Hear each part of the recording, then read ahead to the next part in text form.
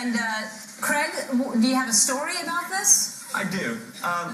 My mom really wanted to have a little girl, and after having 4 boys, she kind of gave up on that idea. So before my first haircut, she let my hair grow kind of extra long. She went next door to the little neighbor girl's house, borrowed a little dress. How old are you here? 2-ish.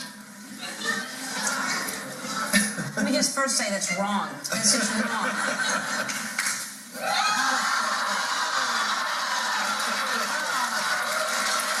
You turned out okay, Craig. Yeah, I think so.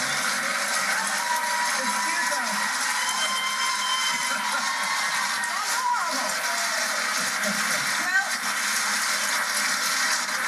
Well, that is adorable, but look how well adjusted you are. Well, that is amazing. You really look like a little girl. That's what she thought. Oh, yeah.